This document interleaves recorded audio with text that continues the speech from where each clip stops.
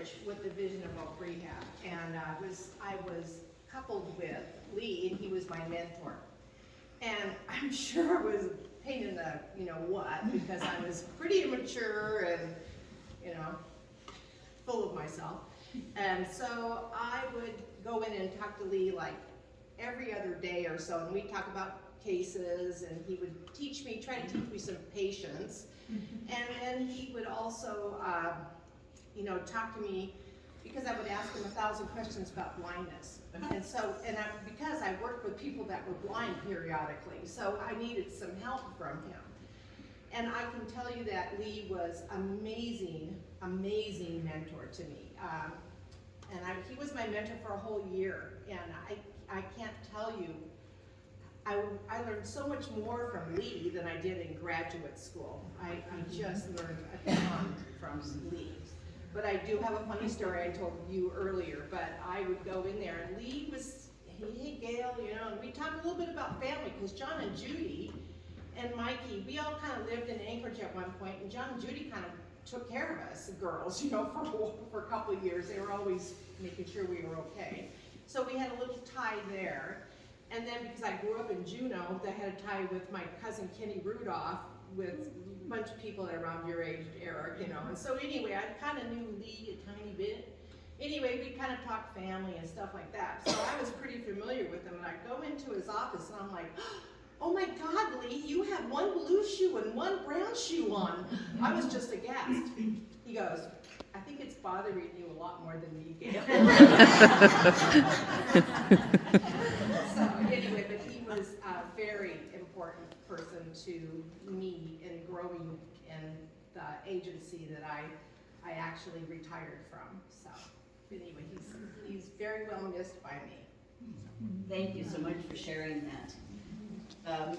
Some of you know that we lived on Lakeview Court in the valley, and we had a house that John saw and built an apartment on and did all kinds of things. But it had two pillars in the front, what, about 20 feet high, John?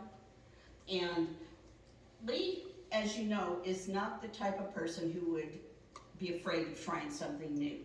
And so he decided one Christmas that he was going to put Christmas lights on those pillars. So he had to get two 10-foot ladders, tie them together as I was holding my breath, and he decided he was going to go to the top of those ladders and put Christmas lights coming all the way down. He got all the way up there and realized that he had the wrong end of the lights. But he still got them up. Yeah, he did a lot of fun things like that. One of the other things that really gave life to Lee, in addition to all of the support he got from all the people who lived here, was the support from ORCA, or SAIL. Those of you who don't know, that's a community program here that provides services to all of Southeast. I mean, really neat services. And we have some pictures from them we'll show you in a little bit. But Lee and I got to do ocean kayaking, floating the Yukon, camping out everywhere. Joan O'Keefe was going to be here, the executive director of the program, and she unfortunately tested positive for COVID yesterday. Oh. And you, Millie, have a story to share. Well, I have several. Good. Joan wrote quite a bit. So a poor substitute for Joan, but she wrote that Lee has long been a personal hero. I met him more than 25 years ago while working in the Outdoor Recreation and Community Access, more commonly known as ORCA. And it's a program of Southeast Alaska Independent Living, SAIL. And Paula and I were involved in actually getting the first federal grant for SAIL. So wonderful. Yeah, that was pretty exciting. Thank you. Yes. So Lee and Christy too were up for all sorts of adventures.